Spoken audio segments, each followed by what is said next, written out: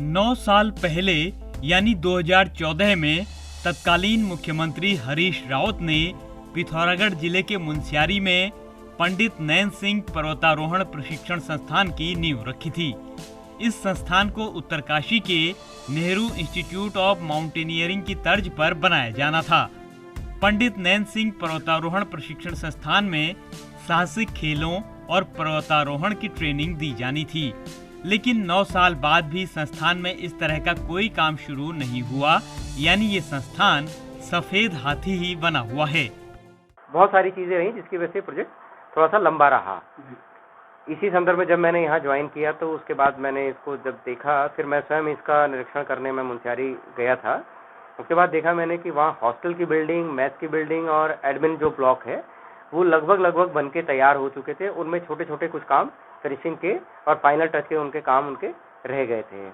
तो उसमें इनकी एक जो तीसरी किस्त जो जारी होनी थी बहुत छोटी सी थी, उस किस्त को हमने मार्च में जारी करवाया और इनसे ये कमिटमेंट लिया कि ये हमें जून तक इसको बना के हमें पूरा कंप्लीट करके दे देंगे जितनी चीज़ें बन चुकी हैं। वो इनका कमिटमेंट है, ये जून तक हमें दे देंगे और जून में हम इसको ऑपरेशनल फुल फ्लेज ऑपरेशनल हम इसको करने का हमारा पूरा विचार है और इसको हम करेंगे। और चूँकि वहाँ के स्थानीय लोगों का जो कहना है कि इसका पूरी तरीके से उपयोग नहीं हो पा रहा है, काफ़ी हद तक वो लोग इस बात को ठीक है, लेकिन ऐसा नहीं है कि वो रनिंग में नहीं है। वहाँ पर अभी भी हमारी जो चीज़ें हैं छोटे छोटे बैच में वहाँ ट्रेनिंग्स अभी भी हमारी चल रही हैं। हाँ, जिस कैपेसिटी का वो है उस पूरी कैपेसिटी में नहीं चल पा रही, क्योंकि अभी छात्रावास ऑपरेशनल नहीं है, मैथ ऑपरेशनल नहीं है, एडमिन ब्लॉक ऑपरेशनल नहीं है, जो कि हम जून में करके इसको फुल फ्लेज रन करेंगे। दरअसल ये संस्थान खेल विभाग और पर्यटन विभाग के बीच फुटबॉल बना हुआ है। खेल विभाग 9 साल में इस संस्थान से ढेला भर भी लाभ नहीं दिला पाया, तो सीएम धामी ने घोषणा की है कि इस इंस्टीट्यूट को खेल विभाग से लेकर पर्यटन विभाग को स्थानांतरित किया जाएगा। हालांकि खेल विभाग के अपने दावे हैं। उधर पर्यटन विभाग जल्द से जल्द पंडित नैन सिंह पर्वतारोहण प्रशिक्षण संस्थान पर अपना अधिकार चाहता है। इसके लिए उनके अधिकारी कई योजनाएं भी गिनाते हैं। हमारे पास आज जो है कमी है वो है ट्रेनिंग की। जिस तरह की हिमाचल के पास अभिमास है, उनके पास कई सारे इंस्टीट्यूट्स जो है जुड़े हुए हैं और वो एक अच्छी ट्रेनिंग करा देते हैं। इनफैक्ट हमारे स्टेट के बच्चे भी हिमाचल में जाके ट्रेनिंग लेते हैं। हाल फिलहाल में आपने देखा होगा कि मुनस्यारी से ही CBTS करके एक जो संस्था है, उन्होंने अपने बच्चों को बेसिक माउंटेनियरिंग कोर्स के लिए अभिमास भेजा है। अब वो कारण ये है कि जो NIM है, नेहरू इंस्टीट्यूट ऑफ माउंटेनियरिंग, जो कि MOD द्वारा फंडेड इंस्टीट्यूशन है, जिसमें उत्तराखंड का भी स्टेक है, बट वो सब्सिडाइज कोर्सेज रन करते हैं जो कि अगले 2.5-3 साल तक ऑलरेडी बुक्ड रहते हैं और वो first come first serve basis पे लेते हैं।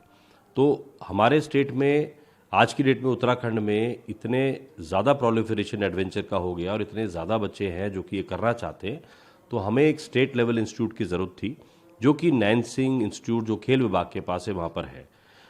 गत वर्ष में जो है एक मुख्यमंत्री घोषणा हुई थी, जिसमें कहा गया था कि ये इंस्टीट्यूट जो है इसको एक बड़े स्तर पे 3-4 तरह की activities, land, water and air activities के लिए इसको जो है बड़े स्तर पे पर्यटन विभाग इसको चलाए।